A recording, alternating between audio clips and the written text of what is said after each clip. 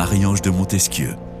Qui ne s'est jamais senti découragé à l'idée, bien sûr, d'aller se confesser, sachant évidemment aussi que l'on recommencera les mêmes demain. Il est certain que la confession ne nous transforme pas complètement, précise le site de l'Église catholique de France. Mais peut-on lire encore, le sacrement du pardon nous met dans l'humilité devant Dieu qui nous aime malgré notre faiblesse.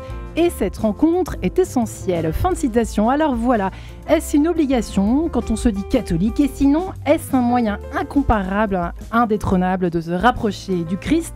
Eh bien, faut-il se confesser pour progresser dans sa foi? Exploration pendant 52 minutes et c'est court avec mes 3 invités experts en la matière, puisque j'ai la joie de recevoir 3 prêtres. Je suis un peu intimidée parce que j'ai plus du tout l'habitude de recevoir autant d'un coup. Père Pierre Amar, bienvenue. Père Bonjour Amar, Marie-Ange, bonjour à tous. de vous revoir. C'est gentil, merci quelques beaucoup. Années plus tard. Exactement. Avec votre nouveau bébé, si je puis dire. Attention, pas de blague si tu veux. Je suis là, votre nouvel ouvrage, toujours témoignage, basé sur votre vision des choses en tout cas, et votre vie, votre histoire chez Artege. Nous sommes également en compagnie de l'abbé Renaud de la Mode. Bonjour monsieur l'abbé Renaud de la Mode.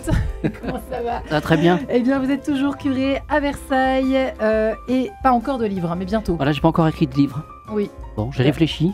Bah réfléchissez bien, mais attention, la vie passe vite. La vie est courte, père. Et enfin, nous sommes en compagnie du frère Alberto Ambrosio. Bonjour frère. Bonjour madame. Ravi de vous recevoir. Merci. Attention, ça rigole pas. Vous êtes professeur de théologie et d'histoire des religions au grand séminaire Luxembourg School of Religions and Society au Luxembourg, c'est bien ça? Tout à fait. Voilà.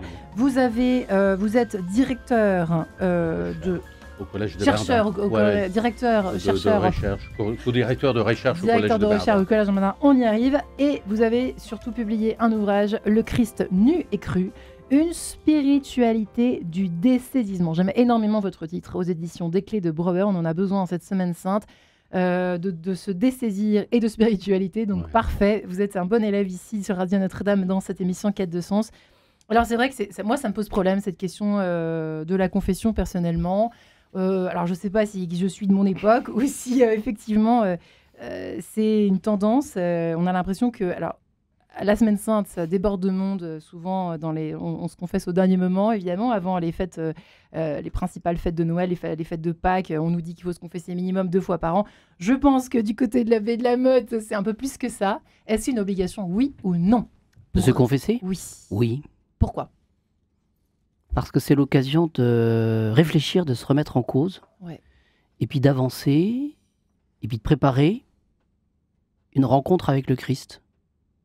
Ou sa propre rencontre avec le Christ. C'est-à-dire qu'on est impliqué et par la confession, on a cette possibilité finalement de réfléchir seul à seul avec le Seigneur et puis de se mettre en vérité. Ouais. De faire un bilan un petit peu de ce qu'on vaut et de le faire de manière assez facile puisque on est seul à seul avec le Seigneur. Être responsable et adulte, c'est être éminemment propriétaire de son temps, d'en disposer de façon souveraine. Pourquoi ne voulons-nous pas éteindre notre smartphone, écrivez-vous dans votre livre? Alors je fais un lien avec l'émission puisque c'est typiquement la tentation dans laquelle nous plongeons tête baissée, Père Amar. Oui, de Terrible, terrible. donner le change. Après tout, les femmes se maquillent, les hommes aussi font semblant, mais il y a un endroit où on est vrai, un endroit où enfin la vérité éclate, Ouais. c'est à la confession, quoi. En disant, je suis un pauvre. Ouais. Et puisque le Seigneur est venu pour les pauvres, me voici. Évidemment, ça chahute un peu, ça gratte, ça pique, comme disent les jeunes. Mais ça fait du bien. Vous savez, pardon, en grec, ça se dit aphésis. Et aphésis, ça veut dire libération. Ah ouais. Donc c'est pas rien quand même. On ressort, ce que disait le père de la Motte, on ressort libéré, allégé. Mais évidemment, ça passe par ce processus de vérité qui chahute un peu. Et sachant évidemment. qu'on recommencera demain. Enfin, moi, Oui, mais j'ai jamais vu de gens arrêter de se laver parce qu'ils vont encore être sales. Hein. Ils continuent. tout de suite, là, je comprends mieux, c'est drôle. Qu'en dit le frère Alberto, au fond, pour commencer l'émission? Commençons sur de bonnes bases, frère. Oui. Oui. Qu'est-ce que la confession? Je préfère confesser qu'aller me confesser en fait. Sans Et blague. Ah oui, bah oui, C'est jamais drôle pour personne, on est d'accord. Il faut aussi, on est 3 prêtres, mais il faut aussi dire l'autre côté de la barre. Si Vous on allez peut tous les dire. 3 vous confesser. Mais je me confesse dans 1 heure, moi. Après l'émission, c'est vrai mais Ah, oui, c'est je vais suffisant. profiter d'être à Paris pour voir mon père spirituel. Et donc, voilà, je fais une confession en direct. Je vais me confesser dans 1 heure. Voilà. Alors, vous je me avez 1 confesse. heure pour me prouver que j'aille me confesser dans 1 heure, alors. Donc, je peux dire plein de bêtises ici pendant l'émission. Je me confesserai dans 1 heure. Et moi, je me confesse demain. Donc, il me reste encore 24 heures là pour Pour se déchaîner. me déchaîner Et ou moi, réfléchir. Je ne sais pas si cette semaine ou la semaine prochaine ou c'était il y a 1 semaine en fait. Ouais. Mais en fait, Ah, oui, bientôt. oui. Moi de la prêtrise, en fait, c'est le sacrement que je préfère. Pourquoi En fait, parce qu'il y a une rencontre avec quelqu'un et avec quelqu'un, c'est-à-dire on va vraie personne. dans les profondeurs on va dans les profondeurs de l'existence humaine et chrétienne en présence du Seigneur. Et Ouais. là, j'ai eu des confessions. À certaines époques de ma vie, j'ai confessé et beaucoup. Et parfois, ces rencontres te transforment en fait. Hein. C'est pas seulement un acte pour le pénitent. Bien sûr, c'est un acte, il reçoit la grâce, mais le prêtre, il reçoit aussi la grâce. On n'en parle jamais de ça. Ah bah oui, c'est pour ça que faut. Ah non, moi si vous me dites vous voulez célébrer une messe ou vous voulez confesser, moi direct, c'est confession. En fait, c'est C'est sûrement. pas du voyeurisme, c'est autre chose. C'est plutôt que vous Ah bah oui, rencontrez c'est-à-dire qu'on l'âme humaine. bah oui, il y a quelque chose d'une rencontre avec le Seigneur, avec des âmes humaines, des expériences humaines. Non, c'est pas du voyeurisme. C'est en fait les plus belles confessions. Mes confrères sont là pour éventuellement confirmer ou infirmer, mais les plus belles confessions, c'est celles inattendues. Et peut-être qu'il n'y a pas de péché grave, en fait, on va Ouais. dire comme ça, mais c'est où la personne se met à nu, pour reprendre Votre livre. mon livre. Oui, je l'appelle le sacrement de la nudité, parce que il y a certains qui arrivent vraiment à se mettre à nu. Mais pas plus tard que la semaine dernière, on a confessé quelques prêtres et quelques frères au collège Sainte-Ursule à Paris, dans le 17e. Et en fait, on voit bien déjà que chez certains enfants, ils sont là, ils se livrent, et on se dit, mais mince, ils ont 10 ans et ils ont pu se livrer. Pas d'autres. C'est pas une question comment dirais-je, de qualité, mais c'est de profondeur. Et un enfant qui se livre déjà d'une manière pratiquement adulte, on s'est dit, mais mince, Ah oui, parce et qu'ils c'est ont- beau, c'est magnifique. Hein. Pourquoi on a tant de mal, oui, à on a du mal parce qu'on a perdu cette simplicité. Et vous parliez des enfants, Père Alberto, mais ils ont gardé finalement cette simplicité de la foi. Ils sont capables de changer. Ils sont capables de se remettre en cause. C'est plus facile. Ils sont moins inscrits dans le temps. Ils perçoivent peut-être moins les conséquences par rapport au regard des autres, hein, sur leur propre vie. Donc ils ont gardé cette simplicité. Ils ont cet esprit de foi. Quand on voit les confessions, on parlait de belles confessions, mais les confessions sont celles qui sont abandonnées. Et il me semble que celui qui fait une bonne confession, c'est celui qui est capable finalement d'ouvrir son cœur, simplement, humblement, et puis la confiance. En fait, c'est ça qui nous empêche d'aimer se confesser. Enfin, c'est vraiment un exercice pénible. Ouais, en puis aussi amont. cette question, vous savez, Père peut-être Amar. de se dire, mais qu'est-ce que le prêtre va penser de moi, Ouais, surtout si bah on oui. le connaît. Bah, je suis désolée, le père mais oui, Y, le père X, Moi, je machin. vais que chez les inconnus. Hein, Ouais, c'est- vous savez, le c'est- père, il se confesse aussi. En confession, il entend des péchés qu'il fait lui-même. Et et ce que disait le père, il est confondu, le prêtre, d'être aux premières loges de la consolation de Dieu, de se dire, mais c'est incroyable, par mes pauvres mains de pécheur, moi, je vais consoler, encourager, fortifier quelqu'un qui est découragé.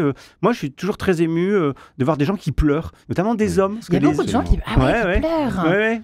Et alors, pardon, je Ah dis ça ouais. sans sexisme, c'est vrai que les femmes pleurent plus facilement en confession. Mais quand je vois un homme qui pleure, moi, ça me touche énormément. Je me Waouh. dis, mais Seigneur, mais sois béni, parce que cet homme, il se renouvelle, il repart, il est rempli de courage et de force pour reprendre le combat. Et je suis, moi, Seigneur, aux premières loges de cette rencontre. Et ça me touche énormément. Alors, il y a des Je gens- comprends, hein. Absolument. Alors il y a des gens qui pleurent, mais il y a aussi des gens, des pénitents, qui explosent de joie. Ça m'est arrivé une fois, j'ai vu la personne prendre sa respiration, et puis s'écrier « Ah, j'ai réussi à tout dire, et puis je suis Oui, libéré maintenant. absolument. » J'avais envie de lui dire « Stop, maintenant, faut arrêter de parler, parce que les gens Oui, vont c'est entendre. un pouvoir énorme. Faut pas que ça dure trop longtemps. Hein. Voilà. Les confessions, on m'a dit un jour, faut pas que ce soit trop long. Soyez vrai, soyez bref, j'ai envie de dire. Ah oui, c'est ça. Ouais. Soyez D'accord. vrai. Oui. Racontez pas votre vie, mais soyez bref. On n'est pas chez le psy, attention. Exactement, on n'est pas chez le psy. Attention, ça, j'avais déjà entendu. Faites factuel. Vous avez raison. Faites factuel. Faut apprendre à bien. Allez-y, frère. C'est quoi une bonne C'est-à-dire confession que, mais et en même temps, le rôle du prêtre est très important. Autant je me mettais tout à l'heure du côté du prêtre, autant quand je me mets du côté du pénitent, le prêtre compte beaucoup, le caractère, la manière de penser. Donc on va plutôt chez un plutôt que chez l'autre. Et puis parfois, à un moment, moi, je me suis déjà presque fâché avec l'un ou l'autre prêtre. Ça ne m'étonne pas de vous, vous avez un sacré caractère. Ah oui, ça c'est sûr. Il faut le même à chaque fois. Si vous tombez sur un même et que vous pensez être plutôt un saint homme, allez chez le saint homme. Il ne faut pas changer 1000 fois. Vous êtes rassuré d'avoir avec vous quelqu'un qui vous conduit. Et puis on le sent, on comprend. Ouais, faut faire ça un petit peu au feeling. Hein. Ouais. Mais le même ou pas le même, hein, c'est nos secrétaires paroissiales, chez nous là qui se relaient à l'accueil et tout, c'est la seule indication qu'elles donnent quand on leur demande. Si on leur demande qui dit la messe, on ne dit pas le nom du célébrant, parce qu'on va à la messe, point. Mais par contre, pour les permanences de confession, de réconciliation, on dit, oui, c'est le père Y ou le père, parce qu'on sait qu'il y a une subjectivité et que certains seront plus à l'aise avec l'un ou avec l'autre. Donc, c'est mieux que de ne pas se confesser du tout. Voilà, exactement. Donc on dit le nom du prêtre. Mais je suis d'accord. Si on trouve un bon prêtre pour se confesser, eh bien, ça sera bénéfique. Mais je pense qu'il faut redire qu'on a toujours le choix de changer, parce que l'essentiel, c'est de se confesser. D'accord. Ça, c'est sûr. Voilà, parce que sinon ça devient un obstacle. Si vous dites, voilà, je dois me confesser à tel prêtre, et puis qu'on hésite, voilà, l'essentiel, c'est d'aller se confesser. Bien sûr. Voilà. Mais c'est passer à côté des conseils, parce que le prêtre, lorsqu'il confesse, hein, il est médecin, il est père aussi, hein, il aide, il est clerc aussi. Hein, il aide, et justement, Père Amar, ça en lien complètement. Je me suis dit, mais comment on va faire un grand écart entre c'est ma spécialité de faire des grands écarts dans cette émission, mais là, pour le coup, finalement, la première difficulté, la première chose qui peut nous heurter de prime abord à l'idée de se confesser, c'est finalement de se faire aider, en fait, par le Christ. Alors, par le biais du prêtre, mais les amis, il y a un côté... si tu veux, je suis là, c'est Jésus qui nous appelle de... Voilà. Oui, c'est pas qu'une remise à zéro du compteur, vous savez, c'est dire, voilà, j'ai fait des péchés, je vais me confesser, et je repars dans l'innocence de mon baptême. En fait, il y a plus que ça. Ceux qui se confessent régulièrement le savent, quand on ressort de la confession, c'est plus facile de faire le bien, c'est plus facile de prier, on est moins vulnérable au manquement de charité, on est moins vulnérable à l'impatience, à la colère, etc. Pourquoi ? Parce que le Seigneur vient avec toute la force de son esprit pour nous encourager. Donc c'est pour ça qu'il faut se confesser souvent, parce que ça aide en fait, c'est un tremplin en fait, c'est pas juste une lessive, vous voyez, pour prendre des images un peu rapides, quoi. C'est aussi un tremplin, un encouragement, une force singulière pour repartir au combat. Oui, en fait, c'est qu'il n'y a pas seulement la grâce qui rétablit, qui répare, mais c'est une grâce surabondante dans la confession. C'est pour ça, je suis tout à fait d'accord. C'est-à-dire que c'est comme l'Eucharistie. On reçoit une grâce en abondance et pas juste la confession des péchés, pas seulement le pardon des péchés. Avec le pardon des péchés, il y a une grâce surabondante qui vient dans notre vie. Donc oui, je suis tout à fait d'accord, et en même temps, je reconnais qu'il y a des phases dans la vie où c'est plus facile, d'autres où c'est plus difficile. Plus difficile aussi. Hein. En fait, oui, nous parlons aussi un peu en prêtre, mais se mettre du côté du pénitent, nous le sommes aussi pénitents, et des fois c'est difficile d'aller se confesser. Et puis parfois on se demande si c'est pas pour se donner bonne conscience, du quoi j'y vais pour me donner bonne conscience. Il y en a des personnes qui... Non, c'est pas se donner bonne conscience, c'est surtout, je pense que ça libère. C'est-à-dire que ça permet d'être en vérité, et puis ensuite, parce qu'il y a quand même ça dans la confession, c'est un aveu. Donc il faut être capable de verbaliser les choses, il faut être capable de les dire. Et alors c'est pas se donner bonne conscience, hein, c'est vraiment verbaliser, dire les choses, peut-être même donner plus de réalité au péché, parce que le péché, par le péché, on se sépare du Seigneur, enfin, on se préfère au Seigneur. Ouais, et donc cette libération, elle vient, c'est difficile de faire un aveu. On parlait des larmes tout à l'heure. Et c'est normal de rien ressentir après, quand vous avez des personnes qui ne ressentent rien après. Oui, parce que c'est quelque chose c'est une démarche qui est essentiellement surnaturelle, et puis ça touche le cœur, mais... Oui, je pense pas. Je sais pas ce que vous en pensez, cher confrère. On y trouve ce qu'on y attend. Si la confession est pas bien faite, si on confesse par exemple un tempérament, des défauts et pas des actes, ça c'est intéressant. Alors comment, allez-y. Mais moi j'ai envie de dire, dès qu'on commence dans la confession par je suis, on fait fausse route. En fait, je suis impatient. Bah oui, mais ça c'est un caractère où je suis gourmand. Bah oui, d'accord, on l'est tous, hein, surtout en France. Hein, frère Alberto, on a des bons plats en France. Hein. Mais oui, le péché, c'est jamais je suis, c'est j'ai fait. J'ai fait alors que c'était mal et que j'aurais pas dû le faire, ou alors j'aurais dû le faire et je l'ai pas fait. C'est le fameux péché par omission. Donc c'est pas je suis impatient, c'est hier j'ai manqué de patience avec ma femme. Ben ça c'est un péché, vous voyez. Faut être concret, Marie-Ange, pour les péchés. Ok, bah dites donc. 42 ans pour comprendre ça. Bah écoutez, on est refait en cette semaine. Et donc en ressortant, évidemment, si on a dit que des généralités, si on a confessé plutôt un sentiment, je crois que, je pense que, j'ai l'impression que, bah en fait on ressort, on n'a pas l'impression d'être libéré parce qu'on n'a rien dit en fait. Donc il faut être factuel, mais sans raconter toute l'histoire. Ad rem, diraient les avocats. À la chose, les faits, rien que les faits. Je vais être un peu provocateur, je suis tout à fait d'accord. Et en plus, c'est la doctrine. Hein, donc, on confesse les actes, les nombres, l'espèce, etc. Quand on est bien formé, on sait de quoi il s'agit. D'accord. Mais c'est vrai qu'au fil des siècles... lorsqu'on fait comme ça, hein, c'est-à-dire que ça a créé cette attitude, cette morale des actes. Et la morale des actes, elle est très importante parce que c'est les actes en fait qui nous caractérisent. Mais en même temps, justement, pour aller plus loin, il faut penser aussi les actes sur l'axe et la trajectoire d'une vie. Les actes sont ou bien très importantes ou bien très négatives, donc des gros péchés ou pas de péchés, mais en fait, c'est dans une vie. La pure morale des actes est très catholique et très juste, et je ne suis pas là pour dire le contraire, mais il faut aussi entrer dans un esprit aussi existentiel, quoi, j'ai envie de dire. Le risque, c'est de prendre le Seigneur pour un épicier, vous savez, de faire la liste de courses, disant j'ai fait ça, j'ai fait ça, j'ai fait ça. Vous savez, quand les frontières existaient en Europe, on passait, le douanier nous disait qu'avez-vous à déclarer ?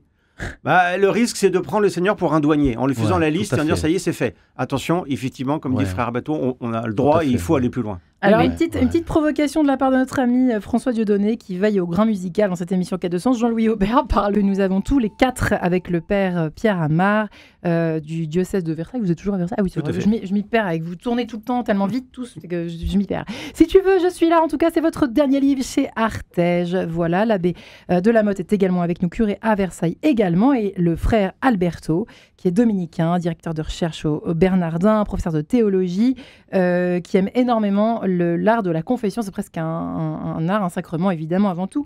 Mais on peut péter les plombs avec son confesseur aussi, hein, frère Alberto. C'est vrai, ça, on peut s'énerver. Oui, bien sûr. Ah oui, on peut s'énerver, surtout si le prêtre qui est là pour célébrer le sacrement déjà pose des questions qui sont pas tout à fait adaptées.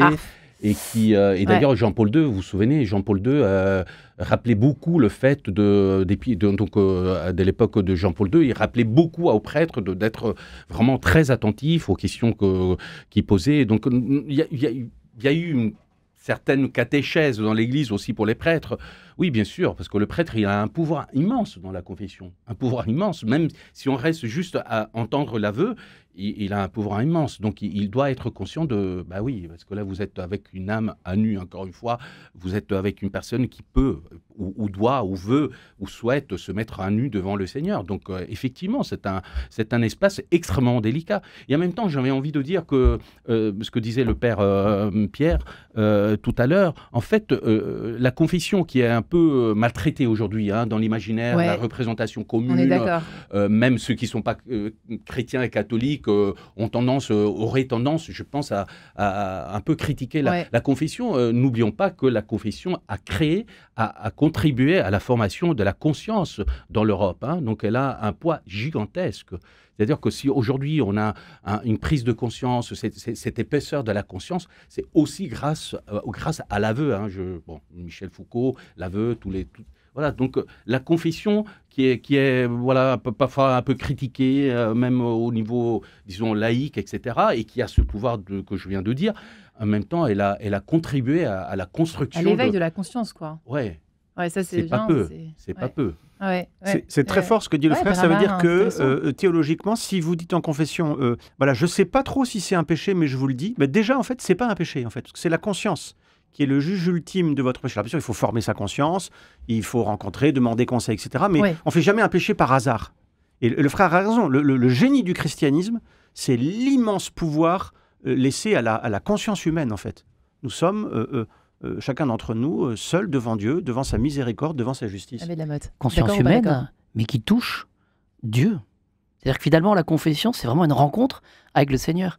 Pour dire les choses autrement, se confesser, c'est exercer quelque chose de sacré, qui touche Dieu, qui concerne Dieu. Je me souviens d'un vieux prêtre, quand j'avais débuté, qui me disait que, attention à la confession, quand tu entends des péchés, que tu dois garder secret le plus absolu, quand tu entends des péchés, c'est une science qui ne t'appartient pas, qui appartient au Seigneur. Mais c'est Voyez, on n'est pas hein. propriétaire de ces... C'est-à-dire que tout ce qu'on entend, finalement, on l'entend comme instrument un petit peu du pardon, mais ça appartient au Seigneur. On touche quelque chose de divin, de sacré. Ouais. Et Absolument. peut-être ça, en prendre conscience pour les prêtres, ça doit pas être simple tous les jours. Hein. Enfin voilà, je suis pas là pour vous donner des leçons de quoi que ce soit, mais ça doit pas être simple. Enfin, en tout cas, voilà. Mais Marie-Ange, quand on célèbre, ceci est mon corps, ceci est mon sang. C'est pas le corps du prêtre, hein. Ça vaut pas Ça la peine, saurait. je vais vous dire. Ouais, mais c'est vertigineux quand on Ouais. réfléchit. Ouais, vous faites un job vertigineux, quoi. Ouais. Mm. Bon, bah écoutez. Je me demande pourquoi est-ce qu'il n'y a pas plus de prêtres d'ailleurs, mais bon. Bah oui. Ceci est un appel. Frère Alberto, effectivement, mis à part le côté, il n'y a pas de la magie dans la confession, c'est pas ça. On peut parfois le croire de prime abord, quand ça fait longtemps qu'on ne s'est pas confessé. Bien sûr. On dit, bon, bah allez, un peu de magie là-dedans, quoi. Puis après, en fait, on se rend compte La que c'est une magie, rencontre, c'est un muscle, c'est... Si on garde le mot, parce que le mot de magie est très intéressant quand même, évidemment, dans le christianisme catholique, tout ce qui relève de la magie a été rejeté, évidemment, mais la magie, c'est le Seigneur, en fait. Hein, c'est le Seigneur qui fait cette magie d'une transformation. En fait, oui, on pourrait même garder ce mot si on aime ce mot, mais c'est le Seigneur lui-même qui transforme le cœur. Et là, on le sent, en fait. Dans une confession, on le ressent. Je pense qu'il y a quelque chose de plus par rapport à l'Eucharistie, parce que l'Eucharistie, c'est la célébration d'un mystère. Et par contre, dans la confession, on rentre vraiment dedans. C'est un espace purement spirituel et qui s'adapte en fait à la personne, parce que c'est pour ça, c'est la personne devant le Seigneur. Dans une Eucharistie, on est déjà dans une communauté. Alors, il ne faut pas oublier aussi que dans la confession catholique, on se confesse individuellement, mais on est on recherche la communion de l'Église en fait. On répare la communion avec l'Église.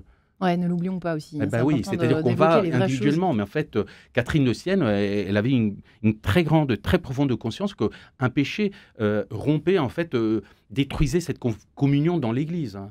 Et on la pense très individuelle, parce que, comme je viens de vous dire, c'est la construction de la conscience qu'elle a créé beaucoup, la confession, mais en fait, il y a cette idée de communion dans l'Église. On l'a un peu oublié, en fait. J'ai l'impression qu'on l'a un peu oublié. En fait, quand on va se confesser, il faudrait penser davantage qu'on rétablit pas seulement la communion avec Dieu. C'est un sport collectif, quoi. Ah oui, c'est un sport collectif. Ouais, ne l'oublions pas. Qu'est-ce qu'on fait des addictions? Alors peut-être une réaction, mais j'avais une question pour les addictions, parce que c'est quand même compliqué. Comment on fait quand on a des addictions?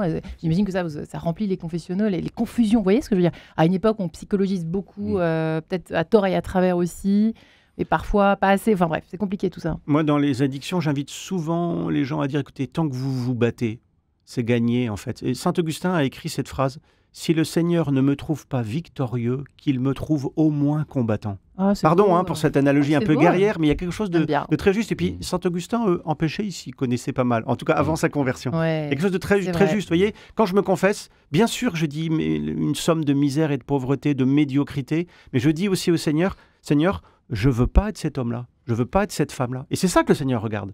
Le désir de pas baisser les bras, quoi. C'est la problématique du ferme propos. Souvent, on nous dit, je ne veux pas me confesser parce que je recommence. Ouais. C'est le... Typiquement. Ah bah ça, c'est typiquement, j'oublie de me regarder. Parce que c'est dit pour la toilette, c'est pareil. Moi, je me lave tous les jours, puis je me dis, bah oui, faut être propre, quoi. Et le Seigneur, Allons-y. le Seigneur est presque à l'affût du moindre signe de bonne volonté. Finalement, celui qui se confesse, c'est celui qui essaie de lutter dans sa vie contre la faiblesse, bien sûr, mais de manière plus spécifique contre le mensonge. Et c'est assez étonnant. On se fait à soi-même. Quand on se fait à soi-même, justement. Oui, c'est le mensonge qu'on se fait à soi-même. On se ment à soi-même. Ouais. Et quand on se ment à soi-même, on n'est plus capable d'aider les autres. Vous parliez tout à l'heure de communion, vous parliez tout à l'heure un petit peu de cette capacité d'aller vers les autres. Mais quand on est mal soi-même, quand on n'est pas en vérité soi-même, on aura du mal à aller vers les autres. On devient un peu introverti. Alors que la confession, à ce niveau-là, libère. Voilà. Ouais. Et par rapport à l'addiction, évidemment, l'addiction... faut bien la caractériser parce que l'addiction, d'une certaine manière, enlève une part de responsabilité. Celui qui est addict, Absolument. il est moins responsable. Alors, Voilà. que fait-on ? Ça oblige, l'addiction oblige à un travail en profondeur et puis oblige aussi à demander de l'aide. C'est-à-dire que quand on voit un peu sa propre faiblesse, il y a le prêtre qui peut aider, mais il y a aussi les soignants, les médecins. Le psychothérapeute. Ouais, Voilà. c'est ça. Mais ça, Chacun vous son n'hésitez plus métier. à le faire maintenant, vous n'hésitez plus à le faire Ouais. à Ah l'époque oui. d'aujourd'hui. Ouais. Ah oui. Notamment dans Par les exemple, difficultés accro au conjugales, porno, souvent. Ouais. Ça, on connaît la chanson, à l'alcool, enfin, voilà, les addictions qu'on y au jeu, etc. Enfin bref. Oui, effectivement, là, mais c'est Et intéressant. c'est Ouais. l'art du confesseur, d'ailleurs, de consoler, de pardonner et d'encourager en disant, vous savez, si vous voulez lutter contre ça, c'est pas, pardon, pour aller vite, à coup de confession qu'on va résoudre la question, quoi. Il faut aussi oser en parler à des proches, à un ami, Faire un à un travail de profondeur, psychothérapeute, ouais. etc. Alors, ce que j'aime beaucoup dans votre livre, Frère Alberto, alors je ne l'ai pas lu en intégralité, pardonnez-moi, hein. Voilà, je le vous êtes dis pardonné. très honnêtement. J'ai l'impression que c'est un peu c'est très intéressant parce que le fil rouge du textile, là, de l'habit, au fond. Et il y a quelque chose d'analogue dans la confession qui se joue, au fond, Ouais. parce que, en fait, on croit, on achète plein de trucs. Souvent, moi, alors là, c'est le truc des filles. Alors, moi, je parle de moi. Hein. Dès que je vais pas bien, je sais très bien, dès que je me mens un peu, dès qu'il faut que j'aille me confesser, j'achète des fringues. Voilà, c'est mon truc à moi, c'est ça. Alors, on ne peut pas s'empêcher de le Avant ou faire. après Non, avant. Après. Après. Après, je m'inquiéterais là. Non, après. Non, mais il faut commencer après. Comment ça, faut commencer après C'est-à-dire que moi, ça m'arrive de fois, après la confession, Oui, c'est dans la joie. de me faire. Ah, mais oui. c'est ça. C'est la célébration de la évidemment. joie. Ah oui, Donc, ça, de ouais, de ouais, mais ouais. pour marquer la Marie-Ange- joie, bon, je Mais non, dis, Non, mais pour Marie-Ange, ça va coûter cher, du coup. Si Oui, c'est ça, avant et après. Bon, non, il faut choisir. combien de temps elle Faut s'est demander une fait. augmentation au patron là. Parce que là... C'est-à-dire, ouais, mais vous voyez, parfois le changement de mentalité passe par ces gestes qu'on imagine un peu anodins. Moi, Ouais. j'ai pris un peu cette habitude, c'est pas systématique évidemment, Hmm. mais j'ai pris depuis longtemps, c'est-à-dire après la célébration d'une confession qui est peut-être plus importante qu'une autre, de dire je la marque par un achat d'un livre spirituel, D'accord. etc. Et je crois que c'est un peu dans l'ordre que j'ai Faut être appris doux ça. avec soi-même un petit peu. C'est ça que vous êtes en train de dire. En Oui, fait, on a fait, on a fait un pas, c'est-à-dire alors tu as le droit. c'est-à-dire, oui, mais c'est-à-dire comme une gratification, mais qui vient de Dieu, c'est-à-dire D'accord. marquer le coup comme un signe vraiment tangible de la présence de Dieu, en fait. Ouais. Enfin, c'est peut-être un Qu'est-ce peu que vous en trop. pensez, les amis? C'est biblique, Père c'est Amar. biblique aussi. C'est-à-dire que l'enfant prodigue, quand il revient, on lui donne un nouveau vêtement, oui. C'est on vrai. tue le veau gras. C'est vrai. Ouais, Après si, si. Oui. Sans trop en faire quand même, parce que Ouais, ça pose j'étais des sûre qu'il problèmes. allait Tout dire à fait. Bien sûr, il faut prendre avec un grain de sagesse ce que je Oui, dis, mais avec un grain de sagesse. mais effectivement, dans la confession, vous avez parfaitement raison. Dans la confession, on se dévait, on se Ouais, il y a un côté déshabille un peu de devant défilement, Dieu. quoi. Et là, on reste à nu pour se revêtir de la grâce de Parce Dieu. que vous parlez des vieilles habitudes, c'est amusant le chapitre sur les vieilles habitudes. Oui, bien Oui, sûr. ça, oui, c'est compliqué, c'est le paradoxe en même temps. Oui, il faut se déshabiller. Habitude, c'est le même mot, c'est la même racine que habitus. Donc les habitudes, l'habitus, c'est la base pour penser la vertu. Ouais. Et c'est en même temps l'habit. En fait, habitus, c'est en latin, c'est aussi l'habit. Et c'est aussi la même racine que l'habitat, c'est ce qu'on a, c'est qu'on détient. Donc, vous voyez, donc il y a quelque chose qui nous détient, qui nous caractérise. En fait, on est comme on s'habille, on s'habille comme on est, et on agit aussi un peu comme on est et comme on Et s'habille. d'ailleurs, pas vouloir être trop propre non plus. C'est-à-dire, vous en parlez aussi, l'essai de trop perfectionniste. Ça marche aussi avec le péché, les scrupuleux. On le connaît, les scrupules. Et puis surtout, les saints se confessaient. Je veux dire, Jean-Paul II se confessait tous les 15 jours. Jeanne d'Arc se Tous les 15 confessait jours. tous les jours. Alors Jeanne d'Arc, c'était aussi une époque où elle Mon communiait Dieu. tous les jours, et à l'époque, on communiait que si on s'était confessé avant. Mais vous voyez, il y a de la marge encore. Hein. Je crois que chez l'abbé de la Motte, ça se fait aussi. Hein. Mais bon, bref, chacun sa Comment chapelle. ça Non, mais Non, mais je veux dire, c'est intéressant. Tous les 15 jours, La hein, sainteté, waouh. c'est pas la perfection. C'est-à-dire que les saints se confessaient. Donc ça veut dire que pour eux aussi, c'était pas acquis en fait, d'accord. et qu'ils devaient se remettre régulièrement, plonger en fait dans la grâce et le pardon pour renouveler et retrouver l'innocence de leur baptême. Parce Alors, que on se roule pas il y tous avait dans des les combats. ronces comme Paul et compagnie. Bien mais bon, sûr, bref, Père Amar- mais ça veut dire que voilà, Père Amar- c'est jamais Abbé de la acquis, Motte. en fait. Ouais, Mais c'est- les habits, on parlait tout à l'heure des Ouais, habits, des habits. mais les habits se protègent aussi. C'est-à-dire que finalement, il y a cette réalité du combat spirituel. On connaît bien sa propre faiblesse. Ouais. Et on a besoin de se confesser pour reprendre des forces. Et puis pour ensuite aller de l'avant. Hein. C'est tout le chemin de sainteté. Mais on sait bien qu'il y a des combats à mener. Et c'est vrai que la confession fait partie, en tout cas, des moyens pour pouvoir, avec la communion, mais pour des moyens pour grandir. Ouais. Grandir.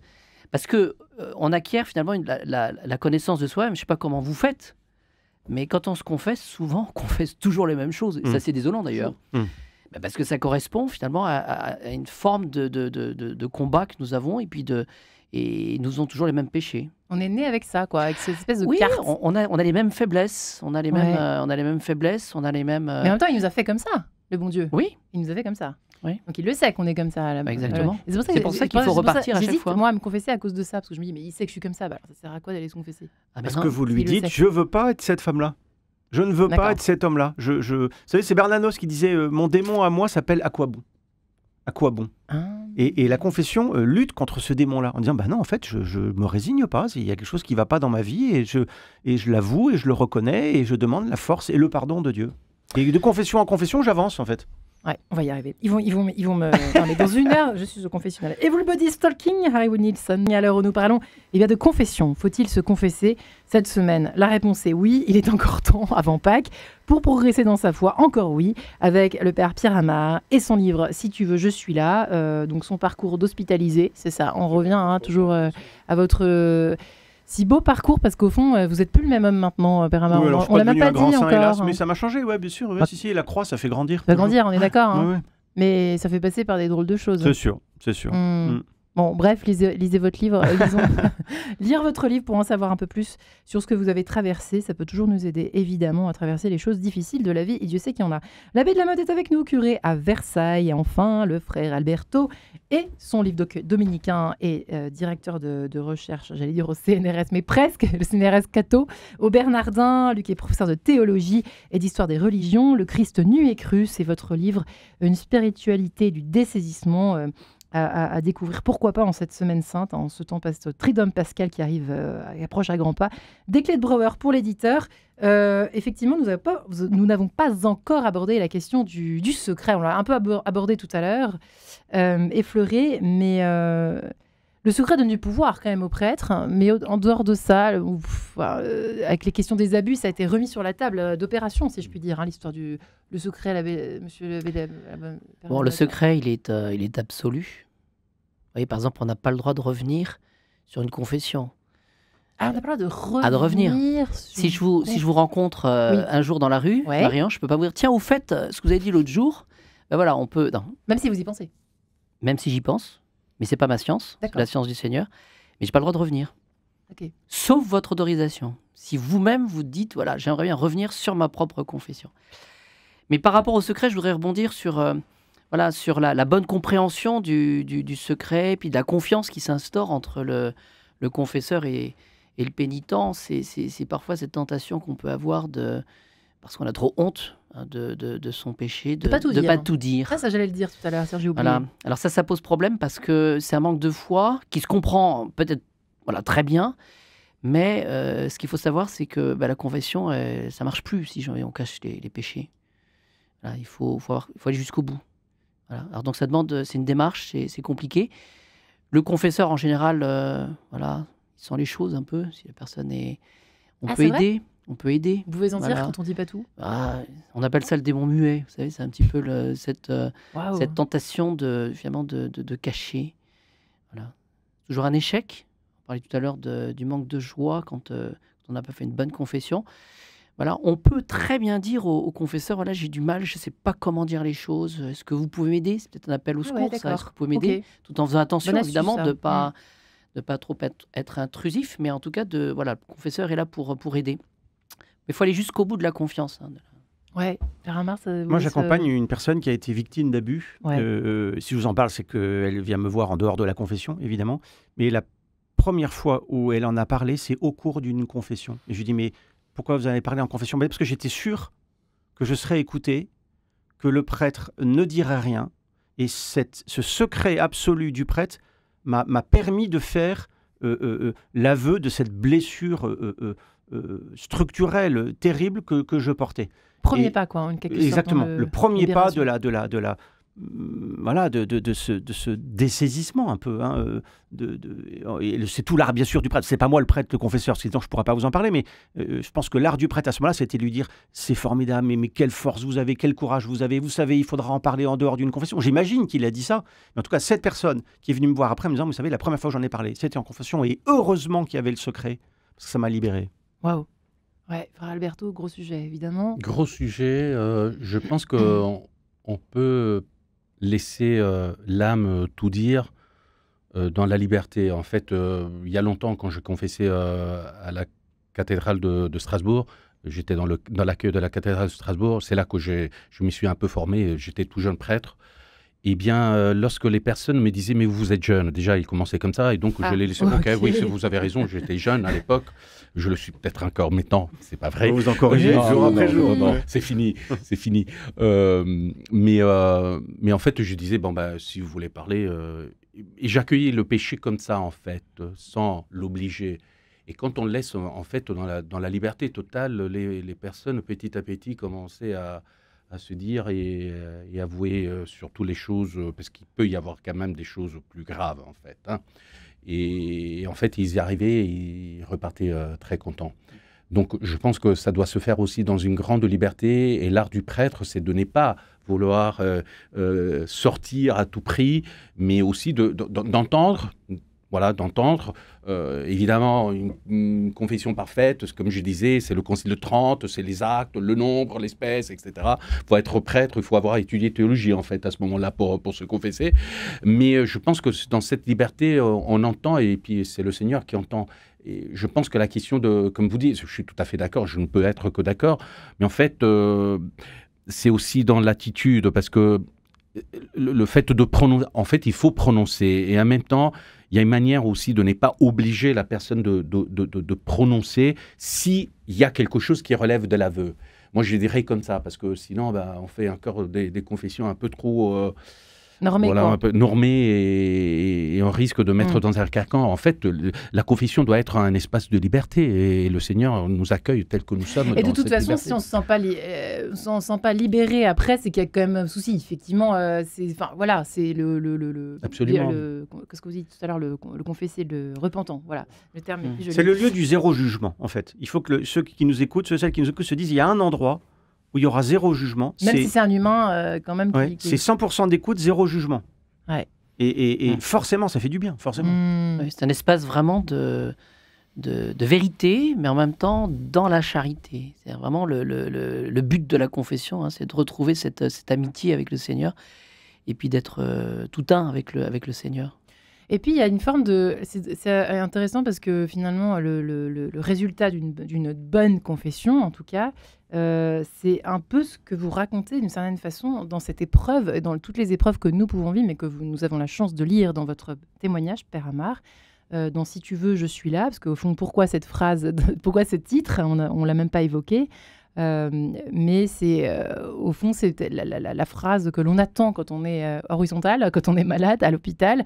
Et peut-être parfois, on n'a pas envie forcément, quand on est debout et dehors, d'aller voir son ami malade, son ami qui souffre, son ami qui a besoin. En fait, c'est ça, c'est comme ça que vous démarrez votre livre. C'est une phrase qui aide, vous faites beaucoup dans l'épreuve de la maladie, puis dans la convalescence. Mais ça, on est complètement dans notre thème. En fait, à la confession, le Seigneur nous dit, si tu veux, je suis là. En fait. Il nous dit à nous, chacun d'entre nous, nous tous ici, parce qu'en fait, ici, dans ce studio, il y a 100% de pécheurs. Il y a 3 prêtres, mais en fait, il y a 100% de pécheurs. Hein, même plus, peut-être, 300%. Comme ça, on est sûr. Exactement. Et donc, le Seigneur nous dit, si tu veux, je suis là, avec ma miséricorde et mon pardon. J'aime bien cette traduction, elle n'est pas du tout étymologique, hein, mais elle est belle, je trouve. La miséricorde, c'est une corde tendue à la misère. Voilà, c'est pas du tout l'étymologie, hein, mais elle est bien vue. Elle est bien vue. Voilà. Est-ce que tu veux prendre cette corde que Dieu te tend? Allez-y, vas-y, c'est gratuit, vas-y. Ouais, c'est pas pour ça que tu vas forcément être rayonnant d'un coup, mais il t'aide en tout cas, il est là, quoi. Ouais, prends cette corde. Si tu veux, le Seigneur est là. Ça vous a sauvé? Ça m'a renouvelé, ça me fait avancer jusqu'à la vie éternelle, évidemment. Vous avez un rapport à l'aide qui a changé, quoi. Ah oui, certainement, dans l'épreuve. Dans le livre. Mais chacune de mes confessions est une résurrection. Écoutez, on est tous en marche vers le mystère de Pâques. En fait, c'est Pâques à chaque fois que je me confesse. Parce que la oui. Eh bien, on a besoin aussi en vous écoutant, la Père Amar, on a besoin de l'exemple des autres. Vous savez, parfois, on peut avoir des pieds de plomb pour aller se confesser. Et puis quand on voit de bons amis, quand on voit ses parents, quand on voit ou pour des parents, ses enfants, aller se confesser, on se dit, il faut que j'y aille aussi, moi. Il y a quelque chose. D'ailleurs, on parle beaucoup des catéchumènes, nombreux cette année. Et je leur dis aux catéchumènes qu'ils ont une chance immense parce que c'est le seul cas où lorsqu'ils vont recevoir le baptême, ils pourront obtenir le pardon de leurs péchés sans en faire l'aveu et sans se confesser. Parce qu'on remet les compteurs à zéro. C'est vrai. C'est vrai, C'est ça pratique. Bah C'est ouais. pratique. Ah ouais. ouais. Ouais. Alors, ça va pas durer Donc longtemps. Mais... c'est une fois dans la vie. C'est une fois dans la vie. Ça dure une Alors, semaine. Mais alors, voir il y a un phénomène d'entraînement dans la confession, je pense que ça encourage, et puis ça édifie. Voilà, quand on voit telle ou telle personne aller se confesser, on se dit, voilà, il est aussi pécheur, comme moi, et finalement, donc il y a un phénomène de... Alors je reviens un peu à mon idée des catéchumènes. On voit entrer dans le confessionnal, parce qu'il y a de plus en plus, d'ailleurs, entre parenthèses, de personnes qui vont se confesser dans les confessionnaux. Hein, c'est d'accord. de plus en plus. Oui, c'est vrai. Ah, c'est amusant, ça revient Qui à la permet- Parce que c'est plus professionnel en bois, anonyme. là. C'est plus anonyme, c'est dans l'obscurité, et puis en même temps, il y a plus de certaine manière, on est plus libre, on est plus proche en étant bien séparés. Je ne sais pas comment dire ça. On entre en soi plus Absolument. facilement. On entre en soi, et puis en même temps, la relation, elle est plus vraie. Enfin voilà, il y a moins d'équivoques peut-être aussi. Il y a une distance qui est. Il y a une qui est distance, juste mais il y a appropriée. une distance, mais en même temps, on peut être très proche en étant. Il y a la grille, hein. Enfin, je sais pas comment dire ça. Une bonne distance finalement. Il y a une bonne distance. Mais il y a de plus en plus de jeunes qui entrent dans le confessionnal sans être baptisés. Non. Ah, mais c'est sûr. Ici. Parce qu'ils se C'est disent, vrai, mais c'est amusant, il y a des personnes qui rentrent dans la boîte là ou qui vont se confesser, on a l'impression que puis ils ressortent avec des mines réjouies. Non, il y a quelque chose de très bien qui doit se passer. Alors c'est pas rare de temps en temps de dire, est-ce que vous êtes baptisé vous ou pas? Non, je suis pas baptisé. Voilà. Alors c'est l'occasion, d'expliciter les choses. Qu'est-ce qu'ils font là? Comment est-ce qu'ils atterrissent par des copains? Ils se disent, non, ils se disent qu'il y a quelque chose de bien, puis on va pouvoir soulager sa conscience, on va pouvoir parler. On va pouvoir faire cet aveu, pouvoir progresser. Et c'est l'occasion de belles rencontres aussi. Parce qu'ils ressortent avec une bénédiction. Oui, par là, vous confirmez. Ouais, j'ai une belle histoire. Moi, j'ai confessé il n'y a pas longtemps toute une école. Et la maîtresse s'est confessée, en fait. À la fin, tous les élèves de la classe se sont confessés. Puis à la fin, la maîtresse est venue en disant, à mon tour, quoi.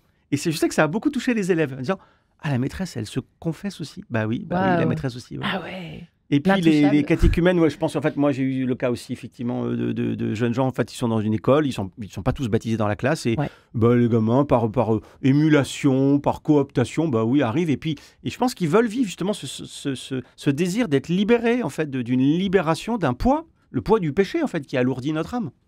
Ouais. Père, Je suis Alberto. tout à fait d'accord. J'ai vécu longtemps à Istanbul, en Orient, donc. Ouais. Et là, oui, évidemment, j'avais une communauté aussi chrétienne, mais assez souvent, assez régulièrement, il y avait des amis ou des personnes de tradition musulmane, on va dire comme ça, qui cherchent ce rapport avec un prêtre très approfondi, en fait. Il n'y a pas de confession dans les autres religions monothéistes. On est les seuls à l'avoir. Pas comme chez les catholiques, en fait. Et c'est là qu'on se rend compte, je remets la chose sur le fait de la grâce d'être prêtre, mais comme vous dites, il faut que les jeunes qui nous entendent se sentent aussi concernés, parce que c'est vrai que c'est très difficile d'être prêtre, et en même temps, il y a des grâces inouïes qu'on n'a que étant prêtre, et celle-là, c'en est une, c'est-à-dire de pouvoir en fait partager à l'existence et aux souffrances et aux joies du monde entier. Et là, en Turquie, quand j'étais en Turquie, je recevais plusieurs confessions, si on peut dire comme ça. C'est pas la confession en bonne et due forme, la confession catholique. En fait, les gens te parlent autrement qu'à un ami. Ouais. Tu représentes autre chose. C'est le prêtre dans le TGV, c'est le prêtre dans le métro. Souvent, on voit beaucoup. Ça fait c'est autre chose. C'est autre chose. Et donc, c'est vrai. Vous avez de la chance de faire ce job-là. Oui, tout à fait, absolument. Et il y a aussi des confessions. Alors moi, j'en ai vécu une dans ma vie comme ça, avec un prêtre qui était au bout de sa vie. Alors, en général, dans les paroisses, c'est un peu les usines. Ce qui est génial en soi, que ça existe, c'est-à-dire des confessions toute la journée. On s'en réjouit, on remercie les prêtres qui sont là toute la journée assis, des demi-journées entières, à tenir des permanences. Mais on sentait vraiment qu'il était tout sauf là. Et du coup, qu'est-ce qui se passe à ce moment-là? Parce que nous, on le sent. Enfin, je veux dire, et c'est pas grave, ça tient quand même là. Enfin, ça. Le curé d'Ars confessait, tenez-vous bien, 17 heures par jour. Je ne sais pas comment il faisait. Parce que même moi, quand j'ai confessé 17 heures par jour, on peut s'endormir. On peut s'endormir. On pense qu'il a confessé en fait 1 million de personnes, on pense. Sur toutes ces années, 17 heures par jour, on pense qu'à la fin, il a vu des... Il confessait assez rapidement. Ah ouais, d'accord. Quelques minutes à peine. Et en fait, en même temps, il voyait les péchés des gens, donc ça aide, c'est pratique. Ouais, mais ça doit être difficile parfois de tenir... Quand on voit le prêtre s'endormir quand on se confesse, faut pas hésiter à lui dire. Mon père, je suis là. Je suis Moi, là. j'étais très vexée, effectivement. Ouais, ma pauvre. Non, c'est sûr. Moi, pardon. Certainement, je demande pardon pour ce prêtre, Marie-Ange. On est des pauvres gens. Moi, je Déjà sais que qu'au je bout de me 3 heures, je souvent, suis un alors, peu abruti. Au bout de 3 heures de confession, je fais un petit signe à mon curé en disant je vais sortir, je vais prendre un verre. Ah ouais, c'est ça, ouais. Je reviens dans un quart d'heure parce Ouais. que évidemment on est fatigué. C'est Oui, fatigant. on reste des pauvres hommes. Hein. En fait, le prêtre, c'est un pauvre qui parle à d'autres pauvres. Ouais. Ah, c'est drôle, c'est le mot de la fin. Ah bon? Ça vous plaît? Ça vous va? Ça vous Très va, bien. frère Alberto? Ça vous va, Père Lamotte? Parfait. Sinon, on va se faire gronder par les maîtres de l'horloge, là-bas. On leur donnera le bon Dieu sans confession. En tout cas, merci les amis, Père Pierre Amar, merci. Et surtout votre livre à découvrir d'urgence, Si tu veux, je suis là. C'est vraiment un très... Moi, c'est mon préféré de vous, hein, C'est franchement, gentil, c'est gentil. aux éditions Artege. Et merci aussi pour ce magnifique ouvrage, frère Alberto, Le Christ nu et cru. On en a besoin aujourd'hui. Une spiritualité du dessaisissement. Voilà, des clés de Brouwer pour entrer dans la joie de Pâques, la vraie. Et enfin, j'ai oublié qui, l'abbé de la Motte, merci, son livre, mais avec toute votre sagesse. Et, Merci, Marie-Ange. merci d'être venu, prêtre à Versailles. Merci infiniment les amis et bonne semaine sainte à tous. Merci. Merci. Au revoir.